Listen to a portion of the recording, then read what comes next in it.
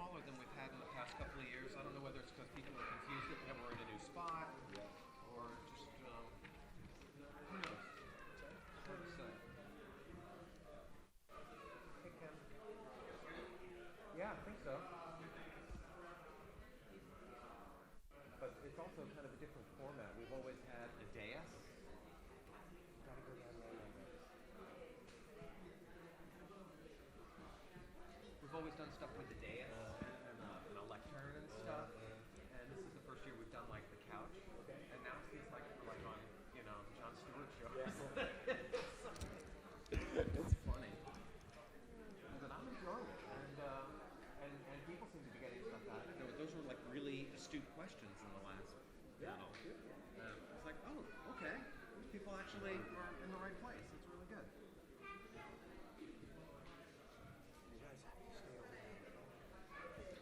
All right, well, let's go ahead and do it. Okay, everybody, we're gonna get rocking and rolling. So welcome back. We are here at the Sync Up Conference in New Orleans, Louisiana. We are at the George and Joyce Wein Jazz and Heritage Center, the brand new community and education center owned by the New Orleans Jazz and Heritage Foundation. This is our 8th annual Sync Up Conference. Today is the second day of the 2015 Sync Up Conference, and with our third presentation of the day, we have Matt Pincus, the founder and CEO of Songs Music Publishing. So we're here to talk about music publishing and the publishing industry. Everybody, please welcome Matt Pincus.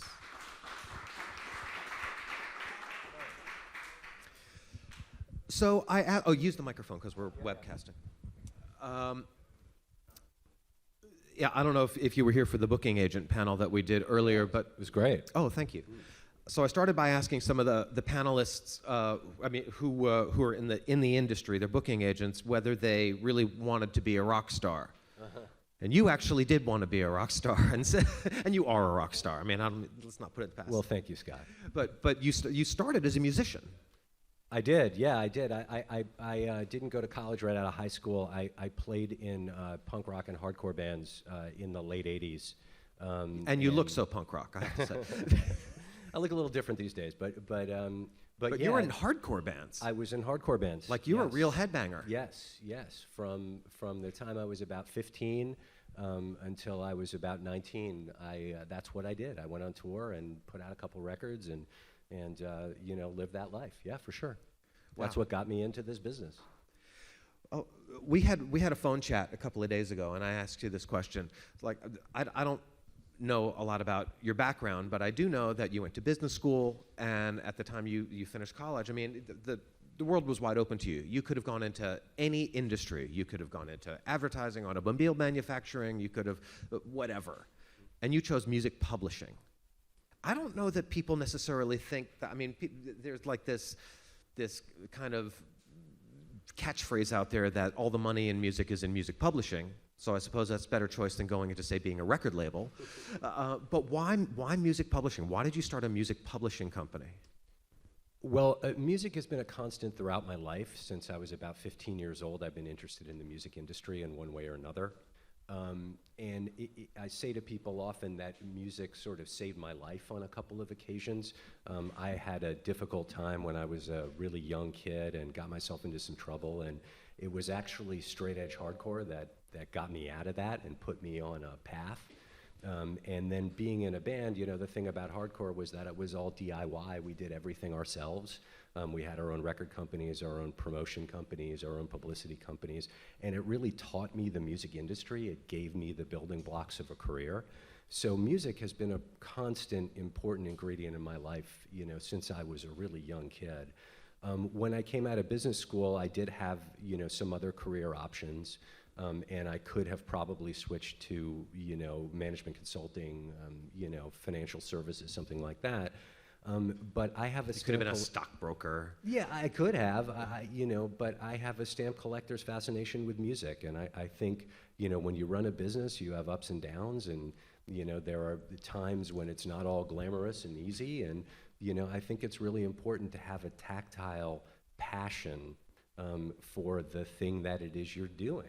And if I was selling insurance, I think I'd have a hard time getting to work every morning.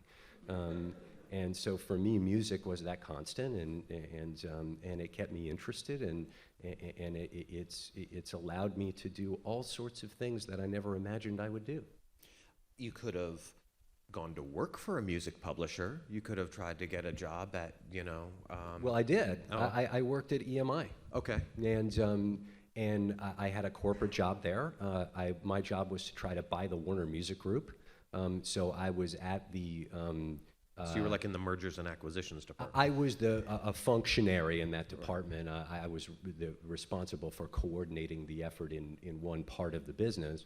It taught me that EMI was largely getting out of the business at the time of representing contemporary songwriters. They were buying catalogs and interested in more proven cash flow producing songs that didn't have people attached to them.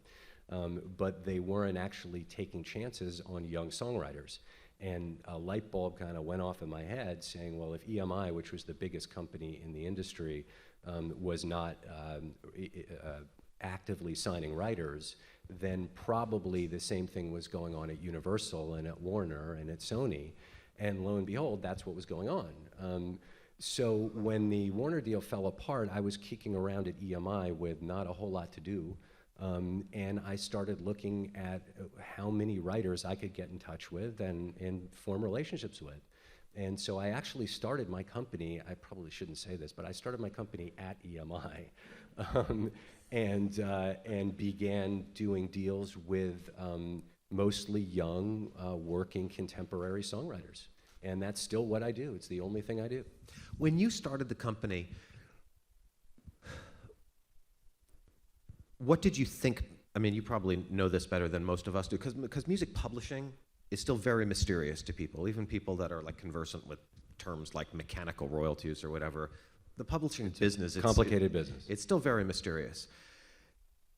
The business that you're in now, is this what you expected the business was going to be, what the job was going to be? Is it the thing that you thought it was going to be, or is music publishing, did it turn out to be something different than what you wanted it, or that you thought it was going to be when you started? Well, in a lot of ways, it's turned out better than I expected. We've had a lot of growth in the past 3 or 4 years that has gone farther faster than I would have thought 10 years ago. But it is the same business. I was listening to the booking agent panel here earlier this morning, and one of the things that really struck a chord with me was how much they were talking about relationships. Music publishing is a complicated business. People like to think of it as assets and cash flows and all these things. But fundamentally, at the end of the day, it's about relationships with people and relationships with musicians and creative product. And that is what it is today for me and what it always has been for me. So whereas the business, my company, feels really different than it did, 5, 6, 7 years ago in ways that I wouldn't have expected, the fact that I deal with music and with the people who make it, and my reputation is only as important as my relationships in the business, that's constant and as expected. How can you sum up what your role is? I mean, when I think of music publishing, I think of so many different aspects of it. I mean, you're trying to plug songs, I guess, and get other artists to cover songs that are written by writers that you represent, try to get songs placed into films and TV shows, collect mechanical royalties, collect performance rights royalties. Well, the PROs do that, but it comes through you, I guess. I mean, where do you got that? I mean, can you just talk about your role and where you fit in the overall scheme of things? Sure. Well, I represent songwriters who are currently working today, and my job is, my company's job is to get them work. So, like a Hollywood talent agency works for actors, We work for musicians, for songwriters. So there's broadly two kinds of creative work we do. One is setting up collaborations and getting recording artists to cover songs by our songwriters. So, for example, we have a writer who's the singer of a band called Ex-Ambassadors that are a band. He fronts the band, and they've got their own material, but he's actually a really good writer. And he's now a co-writer on Rihanna's new single as a songwriter rather than an artist. So we're often now, sometimes it's us that sets that relationship up, sometimes it's the manager, but we are in the business of creating those types of connections. We also are in the business of marrying songs with films, television shows, advertisements, and so forth. So, for example, we represent Lorde, who's a well-known recording artist, and we created a situation for her where she had, her song was the end title in the last Hunger Games movie, but in addition to that, we negotiated an opportunity for her to curate the entire soundtrack of the movie. So that allowed her to create a lot of collaborations and interesting sessions. She did the whole thing herself, by the way. It was pretty amazing. But we got a lot of other artists involved in that. And so that broadly, between the Ex-Ambassadors example of a pure collaboration and the Lorde Hunger Games example of where music and other entertainment come together, that's broadly what we do creatively. That's probably 60% of what my company does is that type of activity. We also handle the back end of all of the rights that we represent, which means that we collect money on a global basis. We account through to our writers, and we generally keep track of music publishing rights. For my company is really based on the creative work that we do. That's how we compete. And so when we think about priorities, the creative part of our business in terms of focus, but also in terms of headcount and investment is really the priority. Can you talk about more what you mean by that, the creative work? That's A&R, which has two parts to it. One is finding songwriters that need a publisher and signing them. And on the other hand, once you have them signed, taking their songs and getting uses for their songs, so getting people to perform the songs. So that's A&R. And then the other big component is creative licensing, which is synchronization licensing. So we have 6 people in our company that do that. We have a very active program where we sign writers who work particularly well in film or television shows or advertisements, and we run a monthly camp for them where we give them assignments and create collaborations that we think would be interesting to pitch for synchronization. And it's become a bit like a family. So, the synchronization business is a real core part of what we do, and it's how we're able to service so many of our clients. Do you sign unknown songwriters or only people who are well known? We sign tons of unknown people. Yeah, I mean, we have one of our great success stories right now is a guy called Aaron Wright, who was signed, introduced to us by Chop Shop, which is a music supervision company that we are very close to. Alexandra Patsavas. Yeah. And she's a very good friend of ours, wonderful executive. Did the music for Grey's Anatomy and many other well-known shows. Right. And Aaron Wright came to us through her.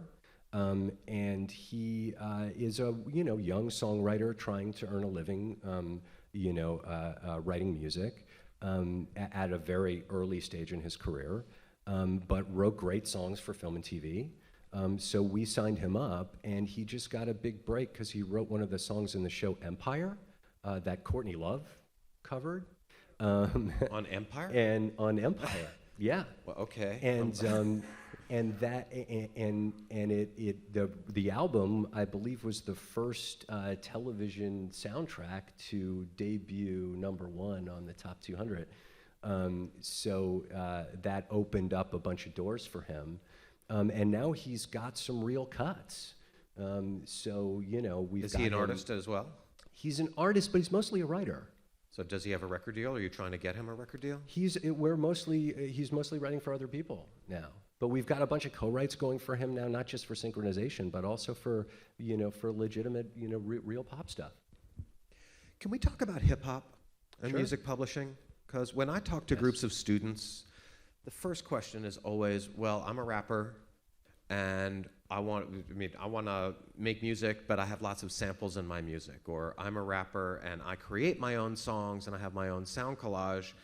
But I never know how to address the question of songwriting and rights ownership in the context of hip hop, when music is assembled more like as a computer collage rather Right. than somebody sitting at a piano or a guitar and coming up with words and melodies. So how, as a publisher, how do you deal with, you've got hip hop artists like DJ Mustard and others on your roster. How do you approach hip hop from a publisher's perspective? Well, it's definitely more complicated than other kinds of music because of the sampling aspect of it. So there's a lot of derivative works in hip hop. So Is that how you copyright it? Is as a derivative work? Or something? No. There's a separate copyright, but you have to clear your samples. So with a rock band, they're playing their own music on instruments.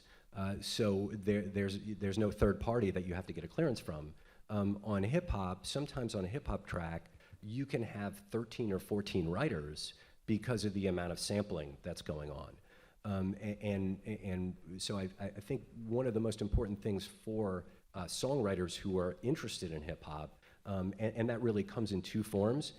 There are rappers who write their own lyrics that are equivalent to top-line writers in pop music who write lyrics and melody. Or there are producers who do the track beds, do the beats. And more really for producers, but also sometimes for rappers, it's really important that songwriters track what samples they're using in their material. Because the worst nightmare is that you have a song that really becomes a hit, and it's reacting everywhere in the world. And all of a sudden you figure out that there's a James Brown sample in the drum track that you didn't know was there. You could have to pull that record off of every place that is being sold. And there's no way that as a company, I can police every single beat that's delivered to me for every sample that's in it. So it's really important for anybody who's interested in creating hip hop that you really keep your track sheets clean, and you know what's in your music. If I'm a producer, a hip hop producer, like if I'm a Manny Fresh or somebody like that, and I go in the studio with a rapper who's a lyricist, and I put together a beat, and even if I'm not using any samples whatsoever, I get my friend to come in and play a bass line, and I take 2 seconds of the bass line and I chop it up and I make a beat out of that, and it's totally created in the studio. Am I a songwriter? Is that how my stuff is recorded? Or You mean the producer? Yeah. Oh, yeah, totally. I mean, Mustard is one of our biggest clients, a phenomenally successful guy. He's had 24 top charting songs in the past 6 months. And he's a producer, but he's a writer because he's creating the music. Now, in the rock music business, it doesn't work that way, at least not traditionally. The producer is somebody who comes in and contributes to the sonic element of the recording, but doesn't usually have songwriter rights. But in hip hop, a producer is the person who creates the beats, creates the bed. Also in dance music, like Diplo's a client of ours, and he a lot of what he does is production, but he's a songwriter because he's actually creating the music. So yeah, absolutely. The producers in hip hop are some of the most important songwriters in pop music, for sure. Gotcha. We have a question over here. Yeah, thank you. Hello. So I was wondering, what's the law here about copyrights, about the sampling? Like, you said something about the James Brown sample, for instance. Like, is there a length? Like, it has to be like more than 10 seconds or something? Or like, does it have to be recreated with instruments and just not resampled? Sampled? That's a very good question. It is not a standardized structure in the law. You have to actually get permission depending on the context. That said, it's been going on for a long time now. So hip hop really came about in the 90s. So, there's been 25 years of people sampling other people's material. So it's become somewhat standardized in the business. There are agencies that clear samples on behalf of songwriters. And they negotiated on a relatively standard set of terms. For example, it's pretty well understood that if something is in the chorus, it's worth more than if it's in the verse. If something is recognizable clearly, it's worth more than if it's just a background element. So it happens relatively efficiently, but the sampled artist has the right to say no. And often that is what happens. And sometimes if the sampled artist, if I use a James Brown song and the James Brown estate says no, there are people who will try to approximate the sound without infringing the copyright, and that can become a little bit, of an artisan type of thing that can toe the line. But in general, it's pretty well accepted. Where you run into issues is with a really iconic song, where the artist just doesn't want the song to be identified in the context that the rapper is trying to put it in. We just ran into one of those situations with a very iconic Broadway copyright that we represent, where the family wasn't comfortable with the context in which their song was being used, and they said no. So they have the right to say no. So the artist can always choose if this song, if he doesn't want the song to be used like for advertising or something, he always has the right to say no. Okay, that's a little bit different with the synchronization right. I was speaking about sampling, but in our contracts with our songwriters, they almost always have the right to approve or disapprove of a synchronization license, which is a license to a film or a television show or an advertisement. They almost always have the right to say no. And it would not be in our interest to be using one of our songwriters' works in a way that they were not comfortable with. So we always run it by them. Hi, we have a question. Hi. How do you basically find and determine who your company represents? How do they get to you? Is there a screening process of some sort? And also, I have a second question. I'll let you answer that. Well, it happens in a lot of different ways. There's not a formal screening process, really. We have an A&R staff. So you have an A&R staff. There are 6 of them, and we look at a lot of different writers for a lot of different reasons. Some of it, there is information available in the market, certainly in the pop music business. You look at things like, are the songs being played on the radio? Are there sales on the iTunes store of singles of their songs? What is their history of being used in films, television, advertising? Shazam is a big one. If a lot of people are trying to figure out what a song is, that means that they probably like it. I'm talking in terms of a small independent person. I'm a songwriter. I'm not a songwriter, but I'm a songwriter that writes good music, I believe, and have heard that it's good. How does a guy like myself get to you, or get to a company like yours? You come to the Sync Up conference. Yeah, we're here now. But I'm not a songwriter, either of those things, but in my heart I am. But I'm kind of representing someone else. The publishing deal usually happens a little later on in an artist's career than a record deal or a management deal.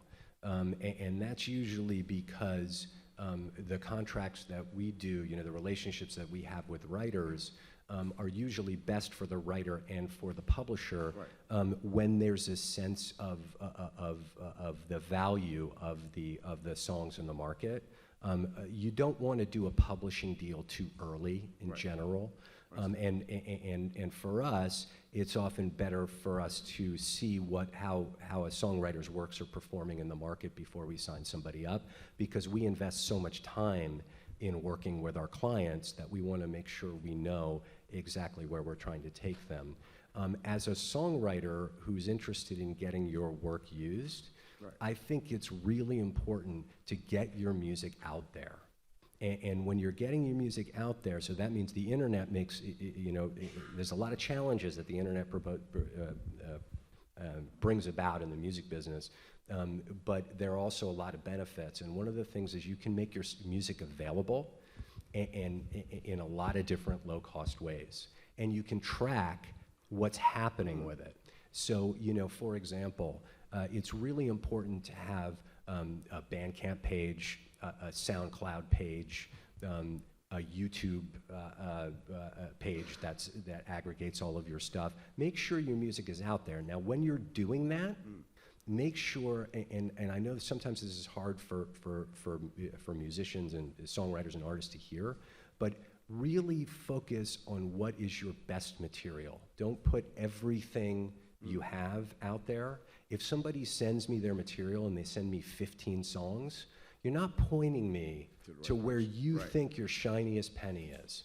And so the thing that you really have to do is concentrate on getting your stuff up on the internet in an organized fashion and curate it, and then make sure you use social media to get the word out about what you're doing. I mean, we look at Twitter followers. We look at reactivity. So what we're interested in is if people hear your material, do they like your material? And there are ways that even at a very early stage in your career, you can begin to demonstrate that kind of reactivity. You should make your stuff available there's many ways to make your songs available on iTunes, on Spotify, through aggregators like TuneCore and CD Baby. Your music should be out there. If you're in your house working on an opus, but it's not out there in the world, there's no chance for opportunity to happen. And so I think the most important thing is that you as a songwriter are an entrepreneur. You're in the business of yourself and your music, and you have to make sure that it is available wherever possible in the best possible way. Outstanding. One last thing. Is there a specific genre that your company looks for? Or I know that you probably have artists on various kind of various rappers, different things like that. But is there one that you kind of focus on mainly, or? Not really. We're in every genre of music except jazz and classical, which is sort of a different business. In the music publishing business is handled in a different way. But we're in every genre of music, and from our point of view, we like the fact that we represent songs that have lives in all sorts of different ways. So depending on what kind of music you do, your career is going to develop in a different way. I mean, hip-hop records happen in one way, rock and roll records happen in another way, country records happen in another way. It's blending up a little bit now in kind of an interesting way, especially the country market. Like if you look at country now, like all of a sudden it's blending with pop in all sorts of ways that, when we opened a Nashville office a couple years ago, it was like a completely different world.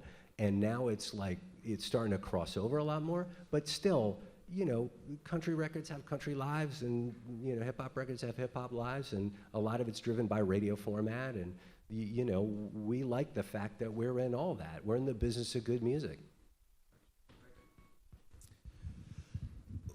The blurred lines decision brought up issues of copyright ownership and the rules surrounding protecting music, and the case itself, as we talked about on the phone last week, is complicated, and I don't want to get into the weeds of the specifics of why that ruling was made or the specifics about it. What actually caught my eye more than anything else was a reaction to the blurred lines decision that was in the New York Times, where the reporter was making the case that the verdict in that case, all it pointed up was, in his opinion, that Iggy Azalea ripped off DJ Mustard.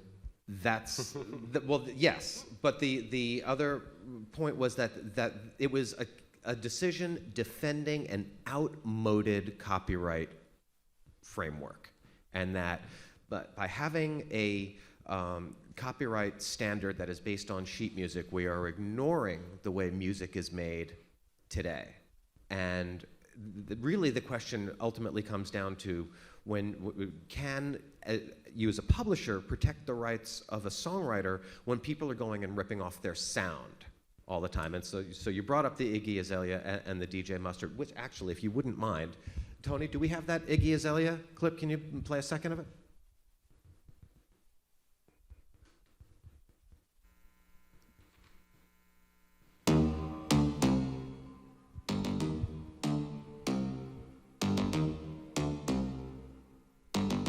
First things first, I'm the realest. All right, now let's hear the DJ Mustard. Feel it, and I'm still in the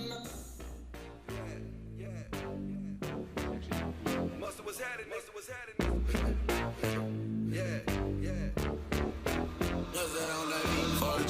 So that may not be the best example, but There's actually a better example that's actually in the beat. That's actually in the beat. There's a better example where in the beat of Fancy, there's a vocal on the up, and it sounds very much like a Mustard beat, actually from Rack City. And you know, it's an interesting example. You know, I can't go too much into the mechanics of that, other than to say, you know, there's one situation where you listen to something and you say, look, that obviously sounds the same. But when you get into the mechanics of copyright infringement, it's a much more complicated conversation. So the blurred lines thing, people talk about the sheet music aspect of it. And that's actually not technically what went on. Technically what went on is that they could, from my understanding, I'm not a copyright lawyer, I've just been doing this a long time, but my understanding is that the heirs, the Marvin Gaye heirs, were not able to bring a claim based on the recording because they had a copyright issue with the recording. Now, so they weren't. they didn't have clear ownership of the master. I think that is my understanding. And so they had to bring their copyright infringement case based on the song, which means the pattern of the notes separate from how it was recorded. If you listen to Blurred Lines, you know, the problem is the motif, that it sounds very much like a Marvin Gaye song, not for any one particular reason. I mean, the cowbell, people talk about a cowbell, but it just feels like a Marvin Gaye record. Well, so that is the question, though. So if I'm DJ Mustard, and Iggy Azalea goes and does a song that sounds like one of my songs, is there anything that you can do about it? Well, it depends on whether you think you Right. actually It's- have a it's got copyright the- it's got infringement my groove, case. it's got my feel. It feels you like have one to- of my songs. You have to demonstrate access, for one. Okay. So you have to demonstrate that one writer knew about the other writer's material. Okay. And then you have to, on the composition side, which was what ended up happening with the Blurred Line situation, is that you have to represent that a unique pattern of notes in the song is exactly identical to a unique pattern in the infringed song. And that means that's when you turn to musicology. There's no other way to do it. So it's not really sheet music, it's musicology. It's somebody sitting down and saying, look, on the one hand, there are a million songs from the 1950s that are 1-4-5 chord progression. Those are not infringing one another. That was just something that was going around and people were doing it. It's a blues progression, it's normal. But in a situation where there's a clear, unique pattern of notes that one writer lifts from another, it's copyright infringement. You just have to make the case. What's unusual about the Blurred Lines thing, I mean, I'm not sure that was a copyright infringement, to be honest. What's unusual about it is that it went to trial. Because this happens all the time. We get claims all the time. We make claims all the time. 99% of the time, it settles because it's just not worth having the conversation. Musicians influence one another. It happens all the time. And to some degree, you're only as good as how obscure your influences are. I mean, everybody's influenced by somebody.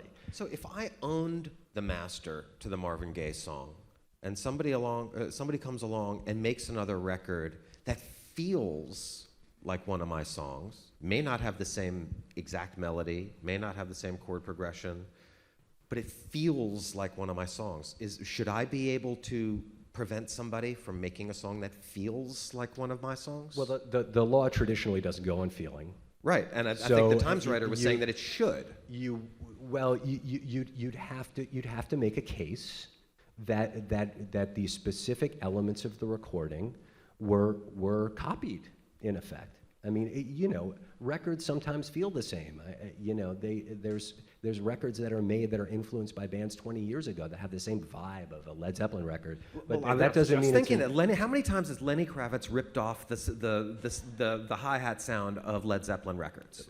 I mean, should they be able to do anything about that? But well, this is where you get a little bit into the technical zone. That's not really my field of expertise, which is copyrights of sound recordings. And I'm a total expert.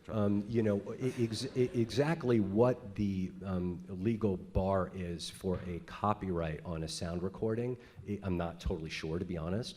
But my guess is that it would go along the same lines of the composition, that you'd have to demonstrate that there was access so that they knew you know, how something was done, which in the case of a Marvin Gaye song, it's universal, so that's not an issue. But then you'd have to actually demonstrate that the elements were themselves copied. I mean, lots of people use cowbell, so, you know, the cowbell itself, unless it was, you know, I guess, cleared a particular hurdle of accuracy, would not in itself be deemed an infringement. But that's not my field. Sound recording copyrights are not my field of expertise. I'm a publisher. And you can always use more cowbell. Always. We Glockenspiel. We have a question over here. Hi there. Thank you for sharing your knowledge with us. I'm going to be a bit of a devil's advocate and bring this back to the independent artist, because I don't think anyone in this room is dealing with multi-million-dollar infringement problems. A lot of people talk about how great it is for the independent artists that the music industry basically, you know, dissolved and the internet and everything opens up. I personally feel like there's a lot of disadvantages, because now I'm expected to be a videographer, a graphic designer, a market shoot, you know, doing all these different tasks that I'm A haiku writer on Twitter. Exactly, and I'm not good at those things. It's not that I think I'm a diva and shouldn't have to. It's just not my field of expertise. And yesterday in the sync session and also today, I feel like I'm hearing things that make me feel a bit despondent, because ultimately it seems like it still comes down to the same old thing of who you know and if someone is turning you onto something. I mean, like, because with publishing deals, for example, in the old days, a songwriter used to get a publishing deal very early in their career, and their songs would be exploited for an artist. And now I feel like I'm hearing, like, you have to be a success already because you did it in order to get someone else who's in the business to invest in you. Like, what's your take on that? I understand that, but not necessarily. I do think, however, that music, no matter what, and no matter how commercial, you know, how pop it is or whatever, is about building an audience. So, you know, one of my oldest clients, who's been with us almost since the beginning of the company, is a guy called Ted Leo, who's got a band called Ted Leo and the Pharmacists. Ted is super punk, right? And he's a touring artist, never been on the radio, but his audience really believes in what he's doing, and they follow him wherever he goes. So that was something Ted did. You know, so it's not so much that you know, people don't get signed who don't have a massive level of commercial success or don't get signed until they're already so popular. But, you know, I'm looking for people who people react to in some way or another. That can be a small group of people that reacts to them, or it can be a very large group of people that reacts to them. But I'm looking for musicians who play music that when people hear it, they like it. And in the case of Ted Leo, that could be 50,000 people who buy his album. He's as valuable to me in my business as my biggest clients are, who sell millions of records all over the world. But I do think it is the responsibility of a musician to build an audience. That's what musicians have been doing since the beginning of time. And I used to do it when I played hardcore. Like, you know, we'd have 350, 400 kids show up and see us in Chicago, and we were from New York, and that was like, we're doing our job. Now, it was never gonna be mainstream music, but there were other bands, you know, that were selling 5 times the tickets, and other bands that maybe wrote great music, but for whatever reason, they weren't able to connect with people. And so I think it is I agree that it's unfortunate that it's become a musician's responsibility to write quippy things on Twitter and be like a joke writer and, you know, make a website and, you know, do all these other things when they should be just making music. But just making music isn't just writing songs and recording them. It's also getting out in front of people, making fans, building relationships, you know, finding champions, It's also that. And so we look for people who are doing that stuff. Not necessarily, their reach doesn't have to be massive.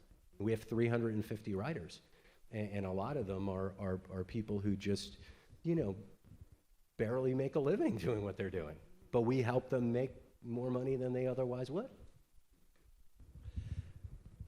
We have another question. Yes, pertaining to the previous conversation you had, and also to her question as well, you're talking about the musicology and some of the technology involved in the production side and the copyright issues that related to that. It kind of, a few different things conflate my mind. One, the back-end technology for Shazam, some of those things that are coming out where you can analyze the music and that technology. I think of a guy that was on the panel a few years ago, I think, up with Ralph Simon, who, I forgot his name, but he had a technology that could break down a song and actually recreate it in a different language. So he could take a Lil Wayne song and recreate it in Spanish just from his technology. So breaking down the notes. That was Robert Singerman. Robert Singerman, yes. So it broke down the notes and everything. So the technology is changing so much with music that it's becoming so digital, not just in digital format from CDs and such, but digital even beyond that. But pertaining to the curation and the promotion aspect of it, are you looking at things like big data analytics or these new tools that are out there where when you mention that you can see what people are searching for on Shazam, or, I think there's a corollary in the publishing world where a lot of people are going to e-readers, and e-readers can track what you underline or what you highlight or how long you've stayed on a page, and that information is going back to publishers and saying, here's what subplots in the story people were interested in. Are you looking at that in music to see where you're tracking the analytic component of YouTube views or other characteristics of Shazam searches to see what is of interest out there that maybe wouldn't be apparent from purely just a taste level? So data is increasingly used in the music business to make decisions, both on the record side and the publishing side to discover music. I do want to be clear in that, on a good day, you've got from data maybe 49% of the information you need to make a decision. It's ultimately a creative business. You have to know music and understand music. There's no way to do it by numbers.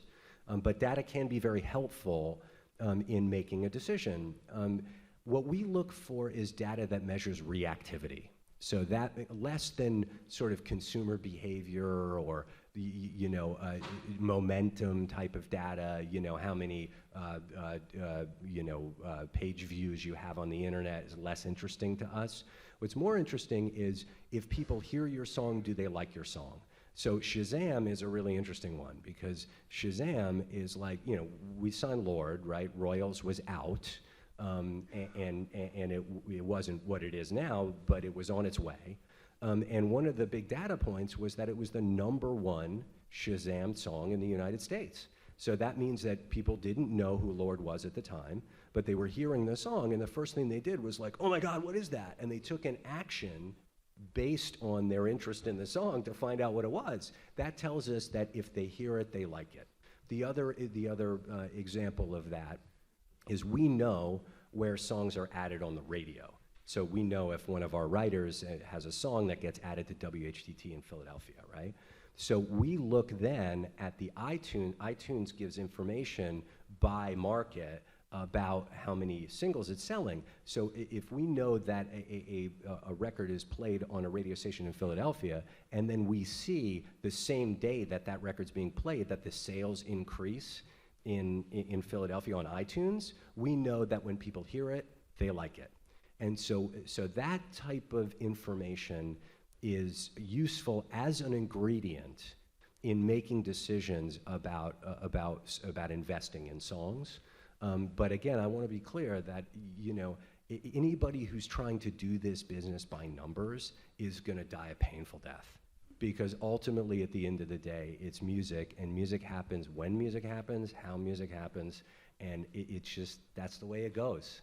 And some of the greatest things that happen have no data the minute before they explode. And so, if you had told me 5 years ago that DJ Mustard would be where he is today, like all over every chart, there was no data that was going to tell you that was going to happen. And so it's an ingredient, but it's not the answer.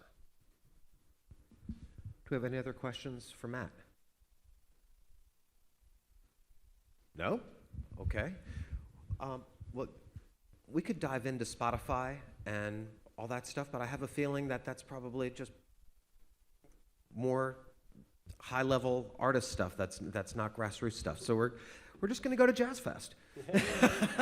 Well, I want to thank Matt Pincus for coming all the way to New Orleans and speaking to the Sync Up conference. Thank you so much, Matt. It's been a pleasure having you.